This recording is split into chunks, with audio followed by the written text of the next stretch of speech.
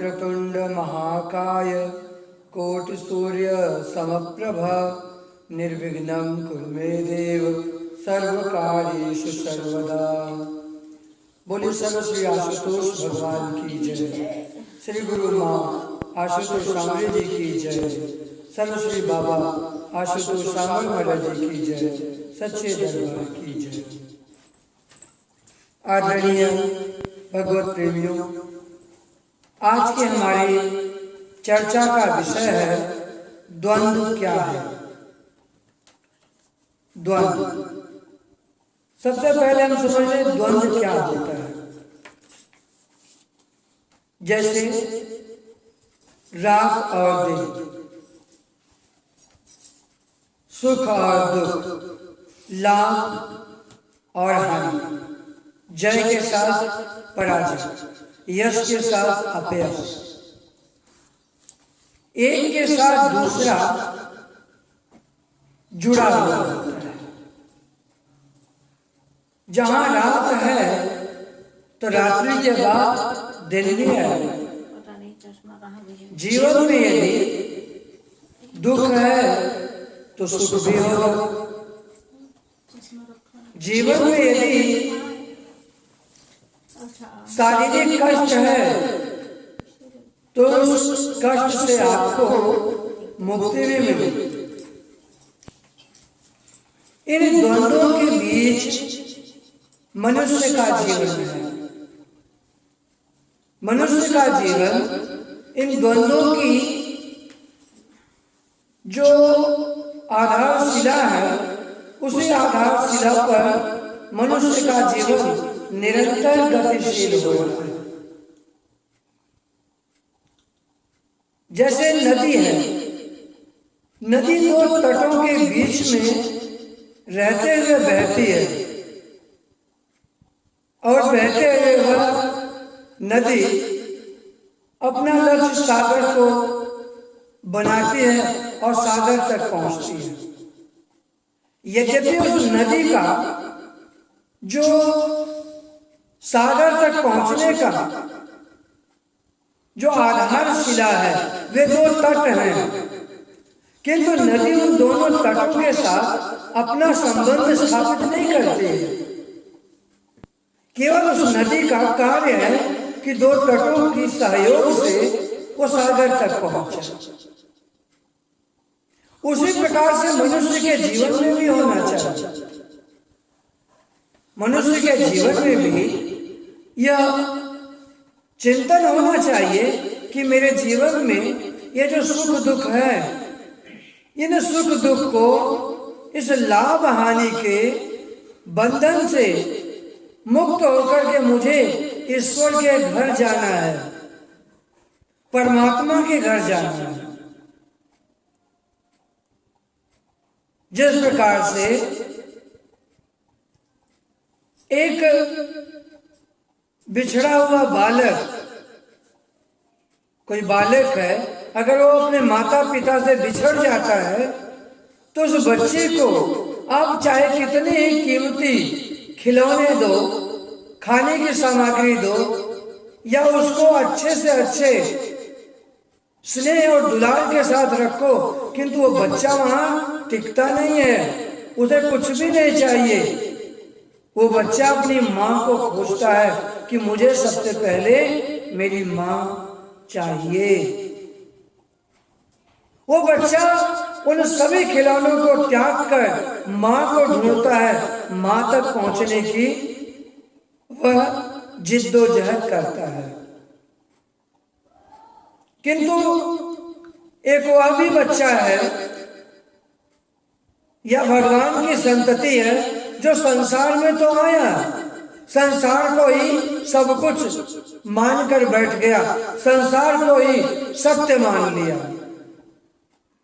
इस सत्य मानने के बीच ये जो कड़ी है, वो कड़ी दिन प्रतिदिन ऐसी उलझती चली गई कि वह अब उसके सुलझाने से सुलझने वाली नहीं है।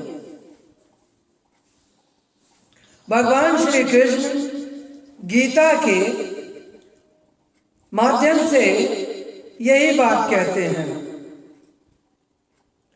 भगवान कहते हैं मात्रा स्पर्शास्तु कौन्तेय शीतोष्ण सुख दुखदाः आगमा पायनो अनित्यास तांश्च तितिक्षस्व भारत।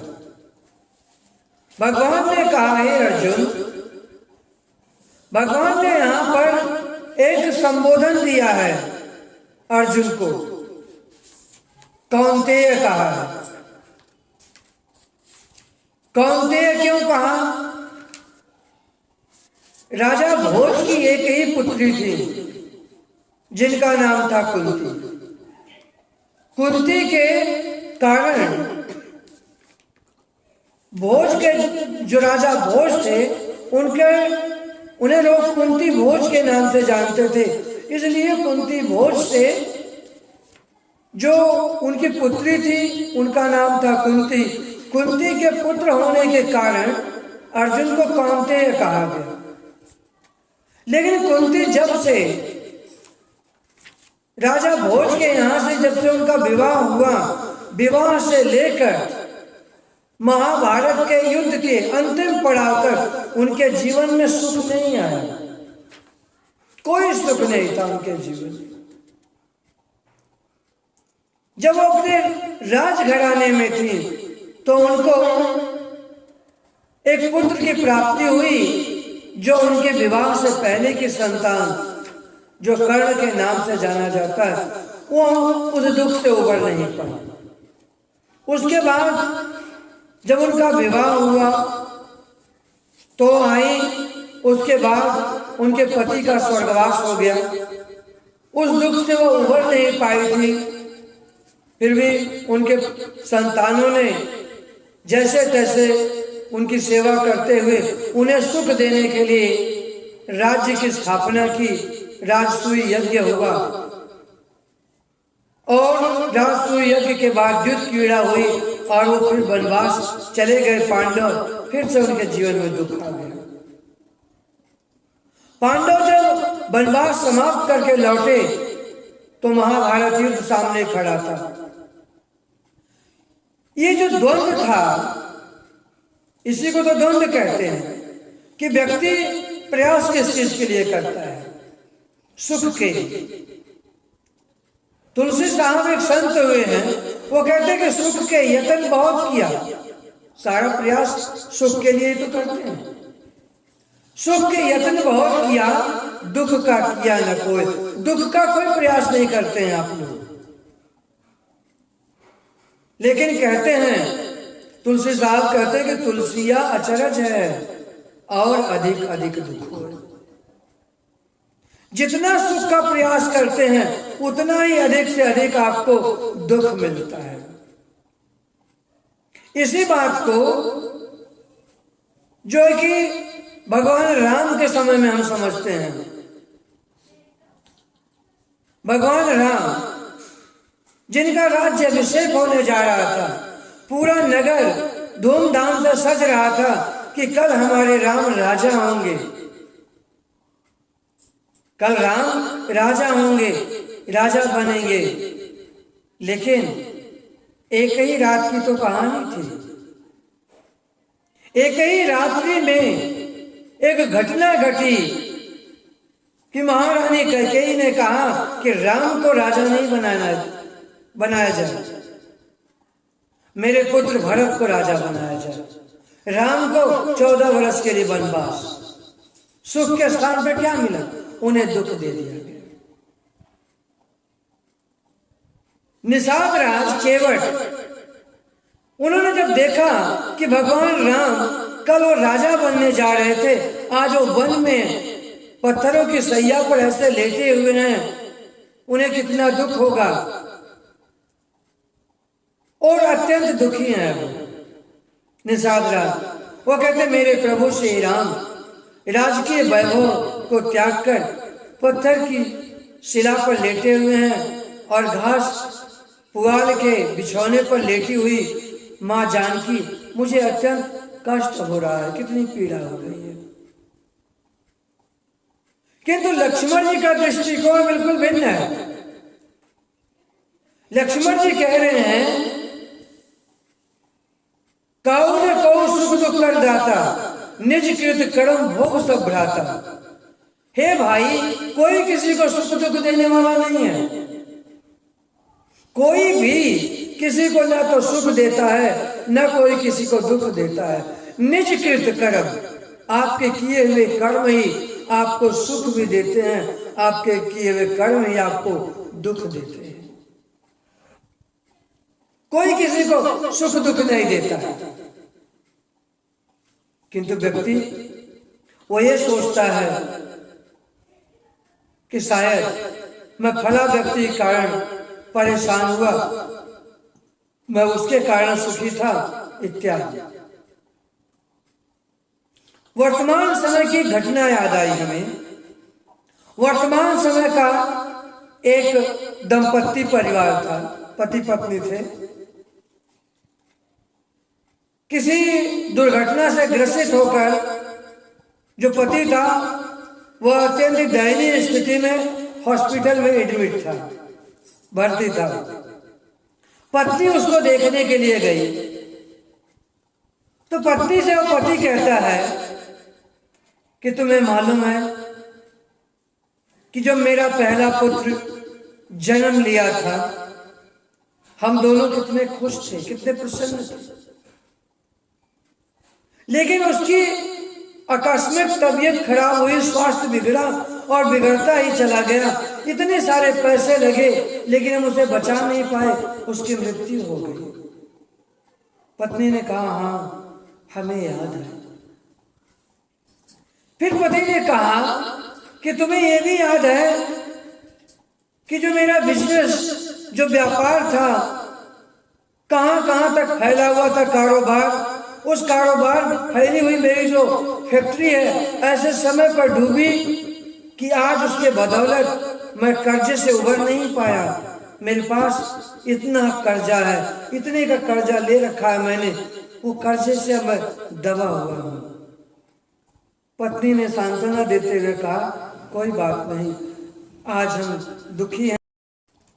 पत्नी ने जब सांत्वना दिया, पति ने कहा, तुम्हें याद है ये जो दुर्घटना मेरी हुई है ना, ये दुर्घटना ऐसे नहीं हुई, इस सब के पीछे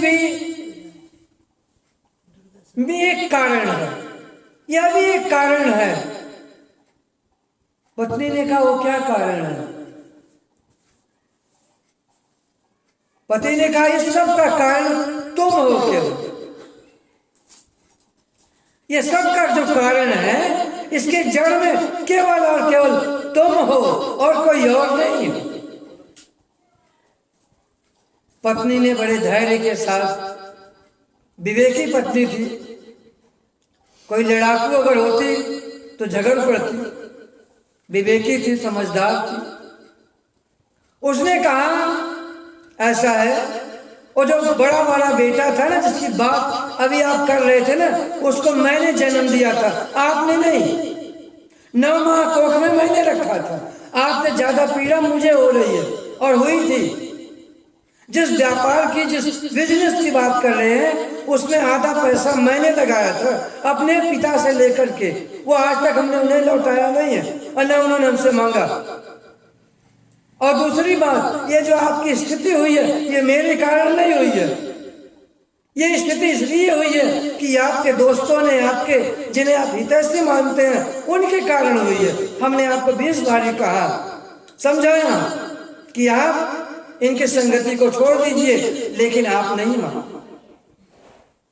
ऐसा इसलिए पत्नी को समझदार तो थी ही हो, जवाब उसने अच्छा दिया। लेकिन क्या है कि व्यक्ति की मानसिकता जो होती है ना, सोच जो होती है ना, जब भ्रष्ट हो जाती है तो उसको अपने भी बेगाने लगने लग जाते हैं।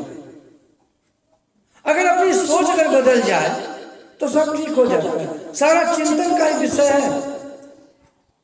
कहते हैं सुख गृहस्थ में है और न सुख गृहस्थ को छोड़ जाने में भी नहीं है, सुख बीच विचार में है।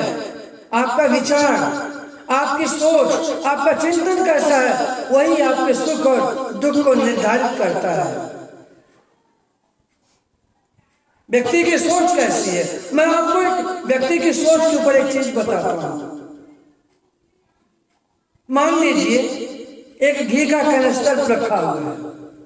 घी के कनस्तर में अगर मक्खी गिर जाती है तो लोग क्या करते हैं, उस मक्खी को निकाल कर फेंक देते हैं। यही करते हैं ना। घी के कनस्तर में मक्खी गिरी, लोगों ने मक्खी को लिया, निकाल करके फेंक दिया। लेकिन अगर चाय बना रहा है व्यक्ति, उस चाय में अगर मक्खी गिर गई तो क्या करते हैं, उस चाय को फेंक देते हैं, पूरी की पूरी चाय फेंक देते हैं। इसका मतलब समझौता आप अपने अनुसार कर रहे हैं ना। मतलब एक तरह आप घी के कनस्तर नहीं फेंक रहा व्यक्ति, घी के कनस्तर से मक्खी फेंका, दूसरी तरफ चाय में मक्खी थी तो चाय को ही फेंक दी। वह इंसान कमाल की सोच है, कमाल का चिंतन है। ये जो द्वंद्व है, ये जो द्वैत है ना, ये बड़ा भयानक है। इस द्वैत से सबसे पहले आपको बाहर निकलना होगा। इस द्वैत से निकलने की बात चल रही है। भगवान श्री कृष्ण कहते हैं कि शरीर को, ये जो शरीर बना है आपका, ये पंचभूतों से बना हुआ है। पृथ्वी, जल, अग्नि, वायु, आकाश, ये 5 तत्व हैं, पंचभूत कहा जाता है। इसके द्वारा ये शरीर बना है। शरीर ये जो बना है, 5 विपरीत चीजें हैं, जो है कि पृथ्वी का जल यानी मिट्टी का, पानी का कोई तालमेल नहीं है, ठीक है। वायु का अग्नि से कोई तालमेल नहीं है, आकाश से अन्य चीजों से कोई तालमेल नहीं है। बनाने वाले ने बनाया। ये बनाने के बाद एक पिंजरा बनाया। इस पिंजरे में बनाने के बाद बनाने वाले ने कहा कि अभी इसमें कुछ कमी रह गई है। उसने क्या किया कि 5 ज्ञानेंद्रियों को भी उसमें सम्मिलित किया। 5 ज्ञानेंद्रियां, नासिका, रसना, जिह्वा, चक्षु, त्वचा और श्रोत्र। व्यक्ति नासिका से सूंघेगा, ज्ञान करेगा ना क्या है क्या नहीं, और रसना जीवा से चख कर देख जानेगा कि क्या कैसा स्वाद है इसका। चक्षु आंखों से देख करके पहचान करेगा। त्वचा कैसा स्पर्श, किस प्रकार का, ठंडा या गर्म इत्यादि। श्रोत्र उसका बोलने का, उसकी वाणी कैसे, किस प्रकार से। फिर बनाने वाले ने सोचा कि ये ऐसे तो कर्म करेंगे नहीं, फिर उसमें क्या किया, कर्म इंद्रियों को भी सम्मिलित किया। वाक, वाणी, हस्त, हाथ, पैर, उपस्थ और गुदा, इन पंचभूतों के द्वारा उसने इस कार्य को करने योग्य बना दिया। उसके बाद उसमें 5 चीजें और डाली। वो क्या था, शब्द, रूप, रस, गंध, स्पर्श, इनको उसने क्रियान्वित किया। उसके बाद उस परमात्मा ने क्या किया, मन बनाया, बुद्धि, चित्त, मैं करता हूं इस भाव को व्यक्त करने वाले अहंकार को। उसके बाद अंतिम तत्व है वह आत्मा। ये लोग पहले से शरीर में रहते हैं। इन सभी को पहले से उस परमात्मा ने रख रखा है इसके भीतर, लेकिन इनका कार्य जो भी होगा वो आत्मा के प्रकाश, आत्मा की शक्ति के बिना ये कुछ भी नहीं है। ये जो भी जितने भी हैं, जैसे किसी से पूछा जाता है ना जब कि हमने कहा, कुछ कह रहे थे हम तो आपने सुना, वो कहता है नहीं, क्योंकि मेरा मन कहीं और था। इसका मतलब व्यक्ति मन से ही सुनता है। यदि आप पूछा जाए कि आपने हमारी बात का जवाब नहीं दिया तो उसने कहा कि मुझे समझ नहीं आया। नहीं कि बुद्धि समझती है ना, समझने का कार्य बुद्धि को दिया गया। जो समझते हैं हम वो बोलते हैं। जैसे समझ होगी हम वैसा बोलेंगे, जैसा हम सुनेंगे वैसा ही हम समझेंगे। चित्त मतलब चित्त में जाकर वो चीज जो है ना कैसे रखना है, किस प्रकार से होना चाहिए, कैसा, वो चित्त के भीतर जाकर के पहले उसकी पूरी डिटेल्स तैयार होती है। इस शरीर के भीतर जो चित्त है उसमें जाकर के पूरा खाका तैयार होगा, रूपरेखा तैयार होती है। उसके बाद बोध होता, हाँ मैं कुछ हूं, अपने आप को व्यक्त करता है, अपने आप को रखता है, बताता है। लेकिन इस सबको करने धरने वाला जो आत्मा है वो निर्लेप है, उसका इनसे कोई लेना देना नहीं। वो इन सब में होते हुए भी उसका इनसे कोई मतलब ही नहीं है। बस जैसे मान लो, इसको इस प्रकार से समझिए आप। एक बार की बात है जो है कि इस शरीर में रहने वाला जो आत्मा है उसको हम कहते हैं मुखिया है।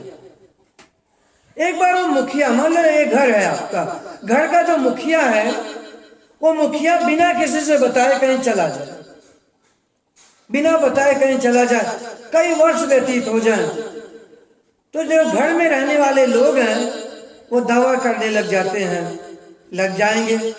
वो कहेगा मैं इतने समय से हूं इसलिए मेरी सुनी जाए। वो कहेगा मैं हूं महान, भाई मेरी बात मानी जाए। कहेगा कि मुझे भी, और बाकी कहेंगे मेरा भी हिस्सा लगना चाहिए, कहेगा मुझे भी दिया जाए, इत्यादि। लेकिन जब वो मुखिया अचानक लौट कर आ जाए तो फिर क्या होगा? फिर जो जहां थे ना वो वहीं के वहीं रहेंगे, चपरासी चपरासी रहेंगे, जो मुनीम जी हैं वो मुनीम जी ही रहेंगे, जो लेखा जोखा करने धरने वाले हैं, भेजने लाने अपने अपने जगह पर स्थिर है, हमने कुछ भी नहीं है। आत्मा इस प्रकार से शरीर में कार्य करता है। उपनिषदों में एक कहानी आती है कि एक बार क्या हुआ कि शरीर में रहने वाले व्यापक आत्मा को न जानकर शरीर में रहने वाली ये पांचों ज्ञान इंद्रियां, कर्म इंद्रियां, मन, बुद्धि, ये सब के सब आपस में झगड़ पड़े। एक बार ज्ञान इंद्रियां सब में सबसे पहले नासिका ने कहा कि मेरे बिना जो है कि आप लोगों को पता ही नहीं चलेगा कि वातावरण में सुगंध या दुर्गंध है। अच्छा ऐसा भी है क्या? कहते हैं कि हम निकल जाएंगे फिर बताना कैसे सुगंध और दुर्गंध कैसे पता चला। नासिका ने क्या किया, वो निकल गई शरीर से। 1 महीने बाद वो लौटी। उसने पूछा कि मेरे निकल जाने के बाद आप लोगों को सुगंध और दुर्गंध पता चल रहा था? तो इंद्रियों ने कहा कि हाँ ये तो नहीं पता चल रहा था, लेकिन काम ठीक चल रहा था, कार्य में कोई रुकावट नहीं है। कहा अच्छा चलो ठीक है भाई। अब रचना की बारी थी। जीवा ने कहा हम निकल कर देखते। वो भी निकली, लौट करके जब आई पूछा कि कैसा? कहते कि भाई खा तो रहे थे, स्वाद नहीं पता चला था कि नमकीन है या मीठा, कड़वा, कसैला, यही नहीं पता चल रहा था। बाकी सभी खा पी रहे थे, काम चल रहा था बकायदा, किसी चीज की कोई कमी नहीं थी। ठीक है। चक्षु ने कहा कि मैं निकलता हूं। चक्षु निकल कर चला गया। वो भी लौट के जब आया पूछा कि मेरे बिना आप लोग कैसे थे? कहा कि बस सब ठीक चल रहा था। एक अंधा जैसे नहीं होता, दिखाई तो नहीं देगा, बाकी सब काम हो रहा था, कार्य में कोई रुकावट नहीं है। इसी प्रकार से सभी ने आजमाया। मन ने कहा कि अब मेरी बारी है, मन भी निकला। मन जब वापस लौट के आया कि पूछा कि कैसे, मेरे बिना आप लोग कैसे थे? कहते वैसे जैसे एक बच्चा होता है ना, उसका कोई अच्छा और बुरा से कोई लेना देना नहीं होता, बच्चे की तरह थे बिल्कुल, सब चल रहा था। अच्छा, बुद्धि भी निकल कर देखी, यानी सभी ने निकल कर देख लिया। कहते कि आखिर हम सब में बलवान कौन है, श्रेष्ठ कौन है? आत्मा ने कहा वो हम। कहा ऐसे कैसे? आत्मा तुरंत जब ऊपर की तरफ चल दी, सारी की सारी इंद्रियां व्याकुल हो गई, बेचैन हो गए, सभी के सभी घबरा उठे, सबके सब। सभी ने उससे प्रार्थना करने लगे कि आप हमें छोड़कर ना जाए। उस आत्मा के यानी कि उस प्राण के ठहर जाने से सारी इंद्रियां अपने अपने गोलक में स्थिर होकर अपना अपना कार्य करने लगी। इसी प्रकार से शरीर में रहने वाला जो शरीरी है, जिसे हम आत्मा कहते हैं, उस आत्मा के सत्य को जानिए आप लोग। आत्मा आप से विलग है। ये जो सब कुछ हम बोल रहे हैं ना, ये सबको समझने के बाद समझिए कि आप उस प्राण रूपी और शक्ति हो जो इस शरीर को चला रहा है। उसको जानने का नाम है भक्ति। उसको जान लेने का नाम है परमात्मा का ध्यान, परमात्मा का ज्ञान। उसको ज्ञान करना है। उसको कहा है कि द्वंद्वातीत विमोत्सर है। वहां पर किसी प्रकार का कोई मत्सर नहीं है, कोई द्वंद्व नहीं, कोई दुविधा नहीं। वो है परमात्मा का परम तत्व, परम चेतन तत्व, जिसे हम प्राण, जिसे हम आत्मिक ऊर्जा इत्यादि नाम से संबोधित करते हैं। उसको जानना है। उसको कैसे जानोगे आप? उसको जानने के लिए जनाने वाला समय का पूर्ण गुरु होना चाहिए, पूर्ण संत होना चाहिए, जो मस्तिष्क पर हाथ रखकर उस ज्ञान के द्वारा उस आत्म शक्ति को जगाते हैं, उस आत्मिक चेतना की जागृति करते हैं। उसको जानने का नाम है आत्मज्ञान, ब्रह्म ज्ञान। उसको जानने का नाम है, उसको जानने का नाम है स्वयं से जानकर स्वयं की यात्रा तय करना। ये बाकी जो कुछ भी है ये खटर पटर है, सब ये चलता है, चलता रहेगा। इसमें यदि आप उलझे तो आपका समय ही समय खराब है। ये द्वंद्व है ये सब। लेकिन आत्मा जहां परम प्रकाश है, जहां परम शुद्धता है, वहां पे किसी भी प्रकार का कोई द्वैत नहीं है। वो अद्वैत है, परम शुद्ध है, परम चेतन तत्व है। आज का हमारा प्रश्न भी यही था कि द्वंद्व क्या है, और द्वंद्व से आगे निकल जाने का नाम है वह आत्म तत्व। अनात्मा का त्याग कर आत्मा की यात्रा करें, आत्मा को जानकर आत्मा को प्राप्त करें।